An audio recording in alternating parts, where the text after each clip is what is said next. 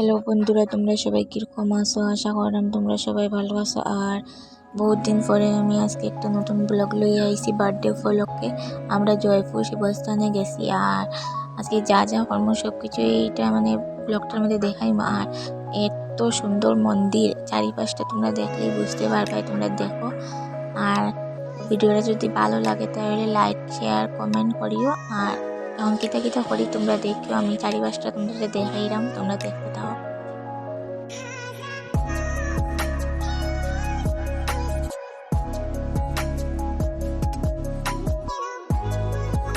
এই যে এটা হইল গিয়ে শিব মন্দির, ভিতরে শিব বাবা আর উপরেও শিব বাবার একটা মূর্তি বানানো হয়েছে।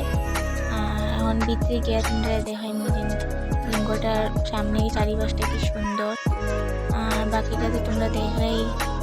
আর আজ কার বার্থডে এটা তো কইতে ভুলে গেছি। আর আজকে হইল গিয়ে সুরজের বার্থডে, এই উপলক্ষে আমরা গেছি। ভিডিওটা 2-3 দিন আগেরই, কিন্তু আমি এডিট করতে বহুত সময় লেগে গেছে, ওদের লেগে আমি আজকে সারমু। মন্দিরের এক সাইডে মহাদেব বাবার মূর্তি আর এক সাইডে মা পার্বতীর মূর্তি। আর এটা হইল গিয়ে মা পার্বতীর মন্দির। আমি এটার ভিতরে গেছি না, আরেকজনকে হয়েছি ভিডিওটা করিয়া দেওয়ার লাগে। আর আমি সাইডে দাঁড়াইতেছি, তোমরা নিশ্চয়ই দেখবা, এখন দেখাই পাবে।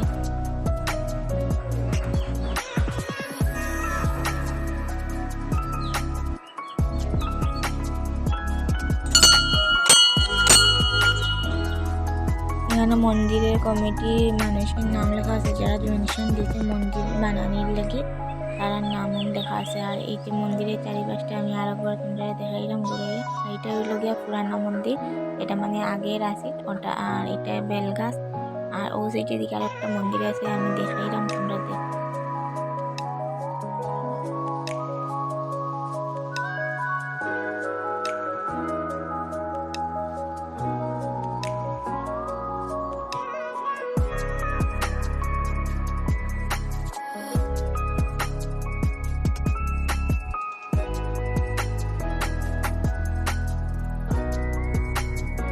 এখন আমরা একটু ফটো উঠবো, তারপরে আর কিছু না কেক কাটবো। আর এখন আমি আয়নাছড়ার নদীটা তোমরা দেখাইলাম, যেটা নীল নদী, আয়নাছড়ার লোকে গিয়ে মিলছে। আর এখানে শতও আছে, নদীটা পুরো মন্দিরের সামনে অবস্থিত।